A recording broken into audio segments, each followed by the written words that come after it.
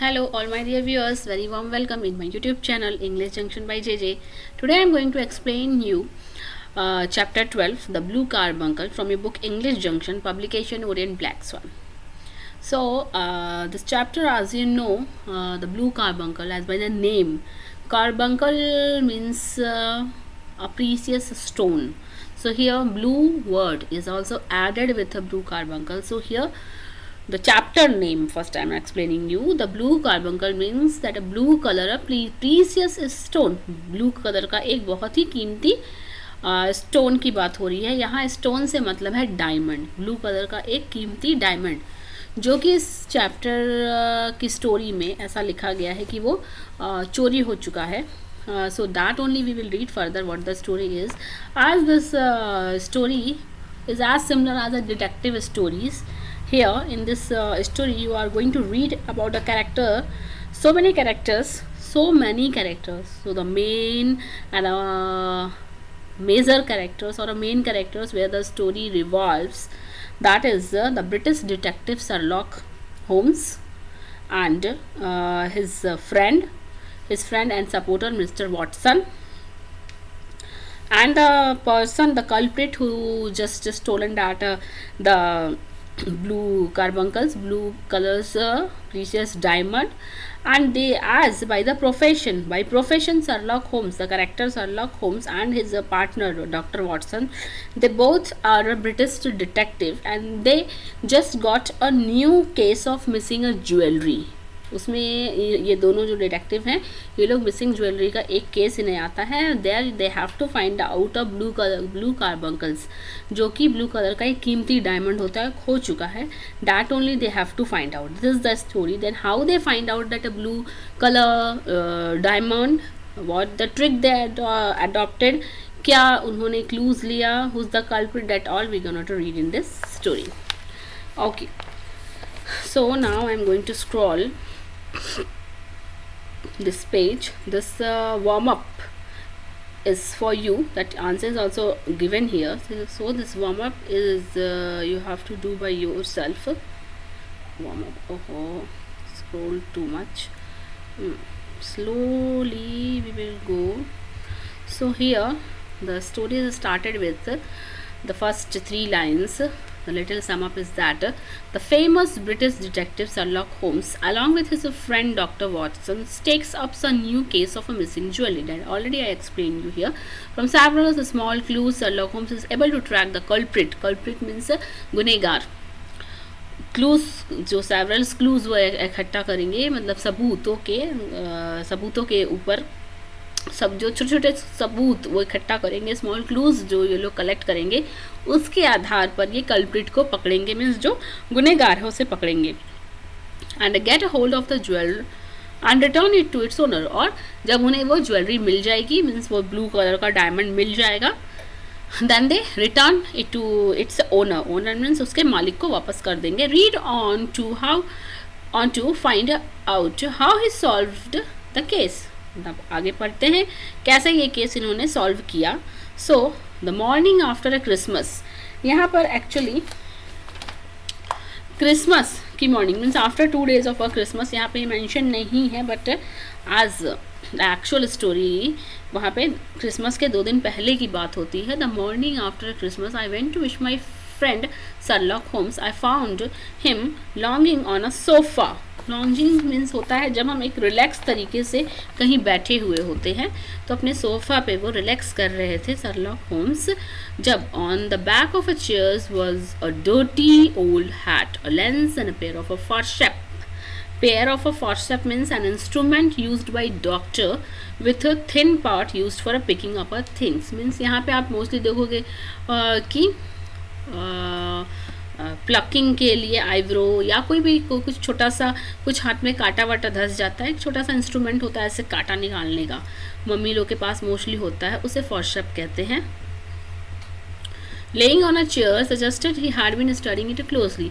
तो जब उनसे मिलने आते हैं उनके फ्रेंड Sherlock Holmes के, तो क्या देखते हैं, Sherlock Holmes जो है अपने सोफ़ा पे बहुत आराम फरमाते हुए लेटे हुए हैं, और उसके बगल में एक चेयर है, उस पर गंदी सी हैट रखी हुई है, और वही जो है फॉर्सेप रखा हुआ है निकालने के लिए, जिसे वो काफ़ी पास से देख रहे हैं, उसका क्लोज स्टडी मतलब कि स्टडिंग इट क्लोजली, बहुत ध्यान से देख रहे हैं उसमें क्या है।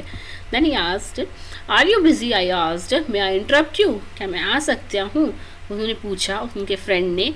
एंड क्या मैं आपको डिस्टर्ब तो नहीं कर रहा, इंटरप्ट यू मीन्स डिस्टर्ब तो नहीं कर रहा। Then replied by Sherlock Holmes, no, not at all.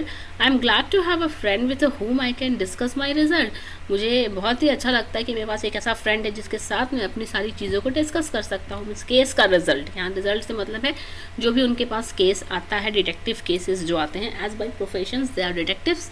तो पीटरसन, यहाँ पे डिस्क्लोज किया जाता है कि उनसे मिलने कौन सा फ्रेंड आता है। That friend name is a Peterson, the commissioner of police, the commissioner of police. So here, yes. Afterwards, the next is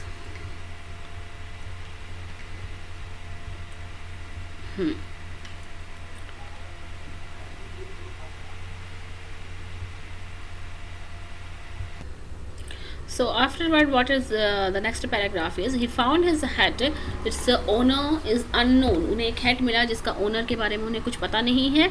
About 4 o'clock on a Christmas morning, the time is mentioned here कि morning का सुबह का 4 बज रहा है. Peterson was returning from a party down Tottenham Court Road. It's a name of that place. वहाँ से वो पार्टी करके रिटर्न हो रहे हैं अभी सुबह के 4 बजे. इन front of him he saw, तभी उन्हें क्या दिखता है, स्ट्रीट लाइट, मतलब कि रोड एरिया में जो लाइट होती है उसे स्ट्रीट लाइट बोलते हैं. उसमें टॉलेस्ट मैन, मतलब एक बहुत ही लंबा चौड़ा इंसान जो है, walking with a slight limp. Walking with a slight limp मतलब कि वो कैसे वॉक कर रहा है जब किसी को उसके लेग में, किसी इंसान के लेग में कुछ तकलीफ़ हो और वो थोड़ा लंगड़ा के या सही पोस्चर में नहीं वॉक करता है तो उसे स्लाइट लिम बोल सकते हैं. तो वो इंसान जो लंबा सा इंसान जो वॉक कर रहा था उनके सामने, वो थोड़ा जो था लंगड़ा के सही पोस्चर में वॉक नहीं कर रहा था. Carrying a white goose on his shoulder, और उसके कंधों पे गूज क्या होता है, बतख, एक वाइट कलर का बतख रहता है उसके कंधों पे. As he reach the corner of Goodge street, again the name corner of a Goodge street पे आता है, तब क्या होता, fight broken out between the stranger, उस लंबे आदमी के बीच में, और a gang of a boy, बहुत ढेर सारे लड़कों के झुंड का और उस इंसान के बीच में एक फाइटिंग होती है, एक लड़ाई होती है. तभी one of them knocked off the man's head, उसी में से एक जो लड़का रहता है, जो बॉय रहता है, वो इनका जो हेड, जो टॉलिश मैन जो हेड पहना रहता है उसे जो है गिरा देता है. At which movement the man raised his walking sticks to defend himself, उसी समय इंसान अपना एक स्टिक, वॉकिंग स्टिक, एक लकड़ी जो यूज़ करते हैं मोस्टली लोग चल सहारा के लिए, वो लकड़ी अपने आप को डिफेंड मतलब कि बचाने के लिए यूज़ करता है. And swings it over his head, और अपने सर के ऊपर से वो जो स्टिक है वो घुमाने लगता है. Smash the shop window behind him, इसी लड़ाई झगड़े और अब खुद को डिफेंड करने में क्या होता है, स्मैश मतलब कि ख़राब हो जाता है. क्या उनके पीछे एक शॉप का जो विंडो रहता है वो टूट जाता है. Peterson rushed forward to protect the stranger. Peterson जो कि एज अ प्रोफेशनल एक पुलिस कमिश्नर थे, तो वो इंसान की, जिस स्ट्रेंजर लोग, इंसान जिस स्ट्रेंजर को वो गैंग ऑफ बॉयज़ परेशान कर रहे थे, उसको बचाने के लिए पीटरसन उसकी ओर भागते हैं. But seeing a police officer rushing at him, मतलब कि ये स्ट्रेंजर जो है अपनी ओर एक पुलिस ऑफिसर को आता देखकर वहाँ पे अपनी गूज को छोड़ता है. एंड फ्लीड मीन्स होता है कि वहाँ से जल्दी से भाग जाता है. तो ज़रूर यहाँ कुछ तो गड़बड़ है, तभी वो पुलिस ऑफिसर जो कि उसको बचाने आ रहा था, उसे देखकर ये स्ट्रेंजर भाग जाता है, मतलब उसने कुछ तो गलत किया होगा. यहाँ पे अभी ये डिस्क्लोज नहीं है क्या गलत किया, but did he not return it to its owner. यहाँ पे ये कंफ्यूजिंग सा एक स्टेटमेंट है कि यहाँ पे क्या वो अपने ओनर को रिटर्न नहीं किया. My dear fellow, there lies the problem. It's true that there was a small card tie with the bird's left leg. जो बर्ड है उसके बारे में, जो गूज है उसके बारे में बोला जा रहा है कि क्या वो उसका ओनर नहीं था. तभी क्या दिखता है कि स्मॉल छोटा सा कार्ड जो है, बर्ड जो गूज बर्ड रहती है, गूज बतख जो छोटी सी बर्ड रहती है, उसके लेफ्ट लेग में कार्ड लगा रहता है, स्ट्रिक्ट किया रहता है, जिसमें लिखा रहता है for Mrs Henry baker. But यहाँ प्रॉब्लम क्या आती है कि लंदन सिटी में, सिटी ऑफ लंदन, यहाँ पर हंड्रेड्स ऑफ हेनरी बेकर्स नाम के लोग रहते थे। तो यहाँ पे ये आइडेंटिफाई करना, ये पता लगाना कि वो जो बर्ड है, जो गूज है, वो कौन से हेनरी बेकर की है, this is the really problematic situation. Is not easy to find the owner in that big city of London. तो इस 3 लाइन्स में यही एक्सप्लेन किया गया है। Afterward what happened, Peterson's brought round both the hat and goose to me that morning. Peterson फिर उस goose को अपने साथ ले चुका रहता है। And Peterson carried the goose off with him while I kept the hat of the unknown gentleman. Peterson उस हैट को और उस गूस को अपने साथ लेके निकलता है। कहाँ? He picked up the hat and gaze it thoroughly. वो उस हैट को लेता है और गेज मतलब घूरता है बहुत ही ध्यान से कि क्या उसमें, उस हैट में उसे कुछ क्लूज मिल सकता है, नहीं मिल सकता है, क्या है। इसलिए वो उसे बहुत ही ध्यान से उस हैट को देखता है। Afterward something are quite clear, मतलब यहाँ कुछ चीज़ें तो उसे बहुत ही बिल्कुल क्लियर है, clear like a mirror. Okay, क्या? He said that the man was a highly intellectual. वो इंसान बहुत ही ज़्यादा इंटेलेक्चुअल, मतलब कि उसकी जिसका IQ लेवल, दिमाग बहुत तेज़ हो, बहुत तेज़ दिमाग का इंसान है जिसका ये हैट है। And also that he was a fairly well to do with the last 3 year से वो काफ़ी अच्छा कर रहा है, मतलब कि उसकी लाइफ जो है बहुत अच्छी जा रही है, वो काफ़ी वेल्दी और रिच पर्सन है। Afterward although he has now fallen upon a evil days. हाँ, इवन ये यहाँ पे बोला जा रहा है कि पहले शायद उसने कुछ बुरा समय देखा होगा, बुरा समय होगा। ऑल्दो उसके साथ साथ उसके कुछ बुरे समय भी हैं, लेकिन फिर भी वो बहुत रिच पर्सन होगा। He had a foresight means future prediction करने की क्षमता रखता होगा ये इंसान, but has a less now than before. लेकिन अभी शायद उसकी फ्यूचर प्रिडिक्शन करने की क्षमता पता नहीं कम हो गई। He has however retained some self respect, उसके पास कुछ सेल्फ रिस्पेक्ट भी है उसके अंदर। सेल्फ रिस्पेक्ट मीन्स आत्मसम्मान उसके पास है। ही is a man who lead an inactive life, goes out little, has a very little exercise. ये इस तरह का इंसान था जो बाहर के लोगों से, बाहर की दुनिया से ज़्यादा इंटरेक्शन नहीं करता था, बहुत कम बाहर जाता था और बहुत कम मतलब कि किसी भी चीज़ में एक्टिविटी या किसी के साथ इन्वॉल्व होता था। एक मिडिल एज का इंसान था जिसके बाल कर्ली थे, जो कि रिसेंटली कट किए गए थे। And which he rubs with lime cream, और वो किस तरह की क्रीम लगाता था अपने बॉडी पे जिसका स्मेल जो है लाइम, नींबू के स्मेल वाला क्रीम लगाता था। कहाँ से उसे ये सब आइडिया मिली? जो उसका हेड के इनर साइड का जो क्लॉथ लिनन था उसमें उसे कुछ बाल के टुकड़े मिले, कुछ बाल जो थे कर्ली लंबे मिले, कुछ कट किए हुए बाल मिले। इससे उसे ये आइडिया हुआ कि उसने रिसेंटली हेयर कट करवाया हो, उसमें लाइम क्रीम का स्मेल आया। दैट्स वाई ही गेस्ड कि वो लाइम क्रीम लगाता होगा। With that hat only he just take out these clues. I must admit that I am unable to follow you. How did you use that he was an intellectual? वो कहता है कि हाँ, आई must admit, मैं ये मानता हूँ, unable to मतलब कि तुम जो बोल रहे हो सही होगा, लेकिन मैं तुम्हें कुछ समझ नहीं पा रहा हूँ। डॉक्टर वाटसन बोलते हैं, तुम्हें ये कैसे पता कि वो बहुत ज़्यादा इंटेलेक्चुअल इंसान है या फिर उसका IQ बहुत ज़्यादा तेज दिमाग का इंसान है? तभी शर्लॉक होम्स जो है बोलते हैं, clapped the hat upon his head as an answer, और वो हैट अपने सर पे लगाते हुए जो है कहते हैं, it came right over the forehead and settled on the bridge of his nose. The man with a so large brain must have something in it, he said. वो कहते हैं उस हेड को इस अंदाज में लगाते हैं कि जैसे कि वो फॉरहेड और नोज के बीचों बीच आके एक ब्रिज के जैसे वो हेड जो हो रुक गया हो।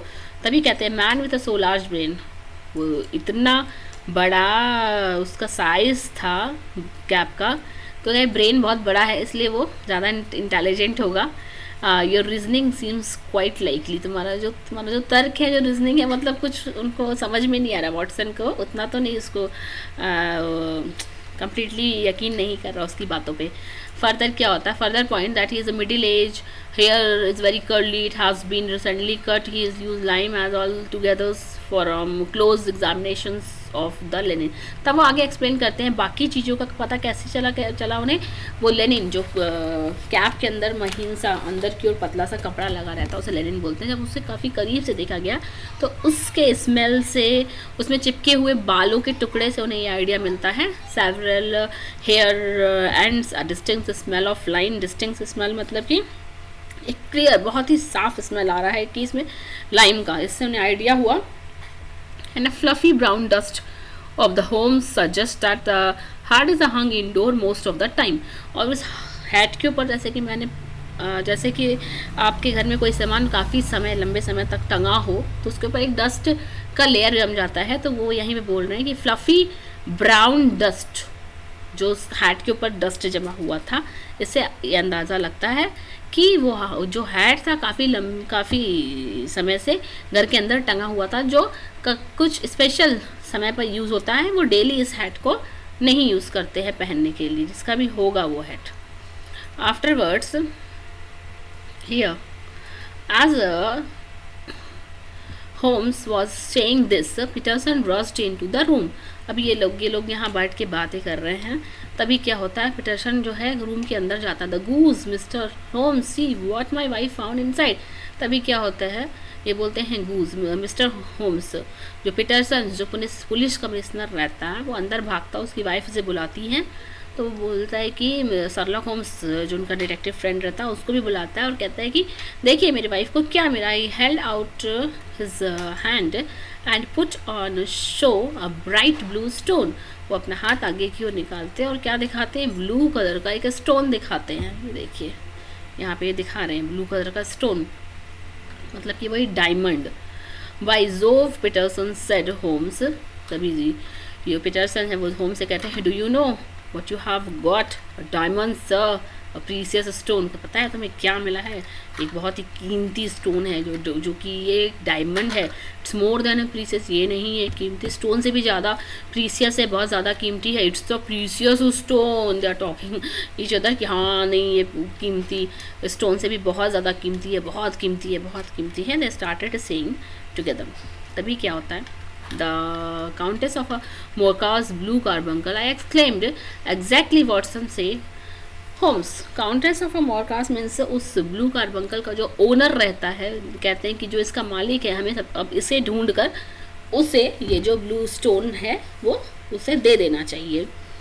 It was lost at the hotel cosmopolitan. तब वो बोलते हैं कि ये कहाँ खोया था, होटल कॉस्मोपॉलिटन में खोया था। I remarked then what happened, that was a 22 just a 5 day ago। तो उस दिन कौन सा दिन था, 22 था, और ये उस दिन से लेके 5 दिन पहले की बात है, जहाँ पे John Horner's a plumber was blamed for having a stone it from the ladies jewel case. जो जॉन हॉर्नर रहता है, एक प्लम्बर रहता है, प्लम्बर मीन्स जो पानी का लीकेज है, पाइप है, ये सब जो ठीक करते हैं, जो लोग उन्हें प्लम्बर कहते हैं ना, उसके ऊपर ये इल्ज़ाम लगाया जाता है कि इसी ने उस लेडी का ज्वेल केस से, गहने रखने की जगह से, ये जो है ब्लू कार्बंकल जो है, ब्लू कलर का डायमंड जो है चोरी कर लिया है। एंड तभी क्या होता है, इस under a trial now, means अभी उसके ऊपर ये जो इल्ज़ाम जो लगा हुआ है, जो एलिगेशन लगा हुआ है, ये अभी साबित नहीं हुआ है। दैट्स वाई यहाँ अंडर ट्रायल, लेकिन वो अभी भी केस मतलब कोर्ट कस्टडी में ही है, कानून के ही कोर्ट कस्टडी में है, उसे भी सज़ा नहीं सुनाई गया है। तभी क्या होता है, James raider attendant at the hotel. James raider एक नया कैरेक्टर की एंट्री होती है जो कि अटेंडेंट होता है होटल में। अटेंडेंट मीन्स आप कभी किसी होटल में विजिट करना जाते हो या रेस्टोरेंट में, तो the person who welcomes you that is called attendant. तो give prove at the court, वो प्रूफ भी दे चुका है कोर्ट में कि stone was not found in a Horner's home, कि स्टोन जो है ये हॉर्नर जो प्लम्बर था उसके घर में नहीं मिला। Holmes was a thoughtful for a movement. तभी शर्लॉक होम्स जो उस समय थोड़ा बहुत कुछ सोचने लगता है। देन ही सेड, तभी कहता है, शर्लॉक होम्स कहता है, we must put an announcement in the evening paper. हमें इवनिंग का जो न्यूज़पेपर होता है वहाँ पे एक अनाउंसमेंट डालना चाहिए, एक इश्तिहार छपवाना चाहिए, to find the gentleman from whom the goose came, कि ये जो गूज है कहाँ से आई है, कौन बेचा उसे, कहाँ से गूज आया। इस तरह का एक इश्तिहार, हमें एक एडवर्टाइजमेंट इवनिंग का जो न्यूज़पेपर है उसमें डालना चाहिए. As a Holmes had expected Mr Henry Baker saw the paper and came to see him that evening. तभी इस इश्तिहार, ये एडवर्टाइजमेंट डलवाने के बाद क्या होता है, हेनरी बेकर जो रहते हैं वो आते हैं उसी शाम शर्लॉक होम्स से मिलने. The visitor appears and the manner confirmed all the guesses Holmes had made about him from his hat. When the Holmes told him that his goose has been eaten, it was a bit upset, but he gladly accepted a newly brought goose, which showed he was unaware of what was inside the goose he had brought. When asked where he had brought the goose from, he replied that he had purchased it from the Alpha Inn near a museum. तभी क्या होता है जैसे ही ये visitor मतलब कि Henry bakers जो है अपीयर होते हैं उस शर्लॉक होम्स से मिलने, तभी ये सारी चीज़ें क्लियर हो जाती है, गेस्ट जो रहता है वो कंफर्म हो जाता है. तो then Sherlock Holmes informed that goose has been eaten afterwards. ये सुनने के बाद कि उनका गूज अब नहीं है, he was a bit upset, but उन्हें थोड़ी खुशी होती है after getting that a new brought goose, जो नया गूज आता है उसे पाकर वो काफ़ी खुश होते हैं. And this shows he was unaware of what was inside the goose. इससे ये पता चलता है कि गूज ने वो डायमंड खा लिया था. इन सारी चीज़ों से ये हेनरी बेकर अनअवेयर, इन्हें कुछ पता ही नहीं है. Then when asked where he brought, तभी उनसे पूछते हैं शर्लॉक होम्स की आपने ये गूस कहाँ से लिया था. Then he said he purchase it from the Alpha Inn near the museum. It's a place name जहाँ से उन्होंने ये गूस परचेज किया था. तभी हेनरी बेकर जो है यहाँ पे वो चले जा चुके हैं और अब Sherlock Holmes and I means doctor Watson went to Alpha Inn. वो लोग अल्फा इन उसी जगह पे जाते हैं. Learn that the geese showed that a Christmas had been brought from the salesman called Mr. Brankenried at a convent garden. तभी उन्हें वहाँ जाकर पता चलता है कि क्रिसमस के समय में ये जो गीज हैं ये बेचे जाते हैं और इसे किसे बेचा है, Breckinridge at a Covent Garden. Covent Garden के बाद जो मिस्टर ब्रैंकेनराइड रहते हैं वही ये सारी गीज जो हैं बेचा करते हैं क्रिसमस के दिनों में. वी देन वेंट टू, तब ये दोनों Sherlock Holmes and doctor Watson जो है वही कॉन्वेंट गार्डन जाने की सोचते हैं. Covent Garden and found out the geese were supplied by. तभी उन्हें वहाँ जाकर पता चलता है कि मिस्टर ब्रैंकेनराइड जो हैं वो ये सारी गूज बेचने के लिए किससे लेते हैं, सप्लायर कौन है. The supplier names comes like a mister Oakshott of Brixton road. Brixton road पे रहने वाले कोई ऑक्सूट्स हैं, उनसे जो है ये गीज जो है मिस्टर ब्रैंकेनराइड जो है लेते हैं और वो कॉन्वेंट गार्डन में बेचते हैं. तभी क्या होता है, suddenly he heard loud fighting. तभी उन्हें मीन्स शर्लॉक होम्स और वाटसन को एक बहुत ज़्यादा झगड़े की आवाज़ सुनाई देती है. Had broken out in the shop. कहाँ पर हो रहा था, एक दुकान रहता है उसके अंदर वो झगड़ा हो रहा था. We had just left turning around. अभी वहाँ से वो वहाँ से निकलने ही वाले रहते हैं. तभी he saw a little red face yellow fellow means इंसान, रेड फेस मतलब बहुत गुस्से में एक इंसान था. Standing in front of the shopkeeper के सामने खड़ा होकर, shaking his fist at him, अपना हाथ उसके सामने, कलाई उसके सामने घुमाता हुआ जो है क्या बोलता है कि I have had enough of you and your geese shouted the shopkeeper. तभी शॉपकीपर जो है वो चिल्लाता है कि मैंने तुम्हारे और तुम्हारे गीज के लिए बहुत कुछ किया है. Don't pester me anymore. Pasteur me means किसी को परेशान करना एक ही बात बोल बोल कर. सो इसीलिए वो कहते हैं don't pester me anymore, I have had enough of these, get out of here. यहाँ से चले जाओ. He rushed forward sternly at the man who hurried away in the darkness. Darkness मतलब कि यहाँ शाम हो चुकी है, अंधेरा हो चुका है. वो इंसान उसी कहीं अंधेरों में वहाँ उस दुकान से निकल कर, शॉप से निकल कहीं गायब हो जाता है. तभी क्या होता है, लेट मी स्क्रॉल. यहाँ आप देखोगे ये लोग यहाँ डिस्कशन कर रहे हैं. रात हो चुकी है, अब डार्कनेस मेंशन है, देन इट मीन्स यहाँ रात हो चुकी है. तभी Holmes walked over quickly overlook the man and said excuse me. तभी वहाँ पे उसी शॉप पे वो जाके शर्लॉक होम्स जाते हैं और पूछते हैं excuse me but I think I can be help of you. If I am not mistaken, you are trying to trace a goose that was sold to Mr Henry Baker में। अगर मैं गलत नहीं हूँ तो आप उसी गूस के बारे में जानने की कोशिश कर रहे हो जो गूस हेनरी बेकर को बेचा गया था।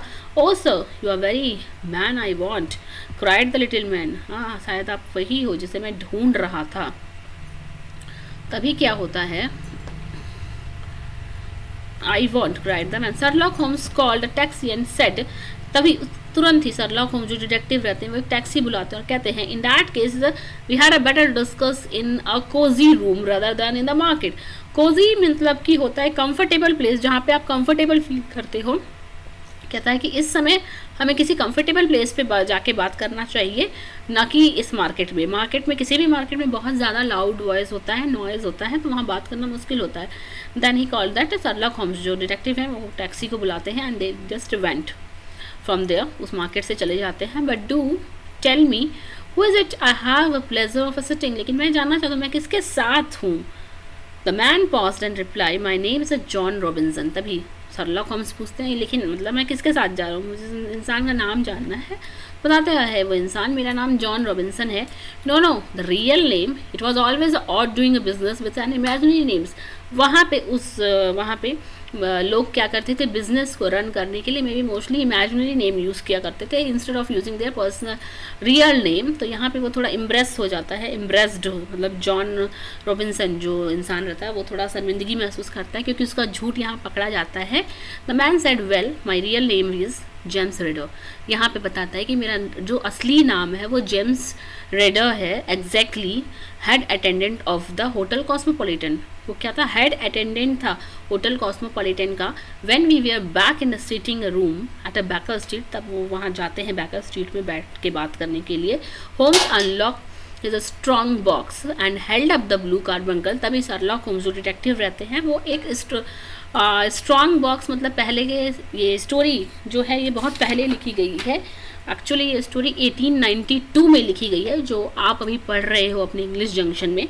बहुत ही पुरानी स्टोरी है। तो उस समय 1892, उस समय जैसे कि आज के ज़माने में लोगों के पास बैंक है, बैंक में लॉकर्स लोग लेते हैं मोस्टली और रखते हैं अपने प्रीशियस चीज़ें।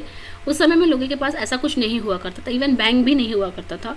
तो लोग क्या करते थे, घरों में तिजोरियां बनाया करते थे या कोई लोहे का, मेटल का बना हुआ बॉक्स रखते थे, उसमें अपनी कीमती चीज़ें रखते थे। तो यहाँ पे स्ट्रॉन्ग बॉक्स से मतलब है उसी बॉक्स का जिसमें उसने वो शर्लॉक होम्स में ब्लू कलर का स्टोन रखा हुआ था, diamond, usually made up of metal, a box usually made up of metal and used for keeping a valuable things. It's already given in your book also. तो यहाँ पे उस box को में से held up the blue carbuncle, मतलब कि ऊपर निकालते हैं वो ब्लू कलर का डायमंड और रेडर को दिखाते हैं एंड बोलते हैं कि the game is up raider, he said quietly. धीरे से बोलते हैं तुम्हारा खेल अब ख़त्म हो चुका है।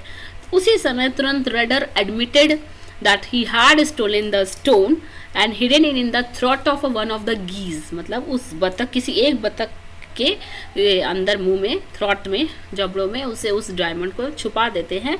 रेडर की जो सिस्टर रहती हैं, his sister owned, but before he could take it back she had sold off the lot. यहाँ पर ये बताया जाता है कि रेडर जो गीस का बिजनेस करता था, एक्चुअली वो उसका ओनर नहीं था, ओनर उसकी सिस्टर थी। वो बस उस शॉप पे बैठा करता था। वो डायमंड जो था वो चोरी करने के बाद उसने, जो कि उसकी सिस्टर का शॉप था जिसमें गीस वो बेचा करता था, छुपाने के लिए किसी एक बतख के थ्रॉट में, गले में, मुंह में उस स्टोन को छुपा देता है। जब तक कि उसे जाके दोबारा उस डायमंड को निकालने की सोचता है, तब तक उससे पहले ही उसकी सिस्टर उस सारी बतखों को बेच चुकी होती है किसी और को। इस तरह से वो डायमंड चोरी तो करता है रेडर, जेम्स रेडर, लेकिन उसे वापस जाके निकालने का उसे मौका नहीं मिल पाता है क्योंकि उस दुकान की ओनर उसकी सिस्टर रहती है। जब तक कि वह सोचता है निकालने का सही मौके का इंतज़ार करता है, तब तक उसकी सिस्टर जो है उन सारी गीस को ऑलरेडी सोल्ड कर चुकी होती है, बेच चुकी होती है। This is the story of your chapter 12, the blue carbuncle. If you understand the explanation of my video, please like, subscribe, share and do comment in a comment box. Thank you for watching my video. Thank you.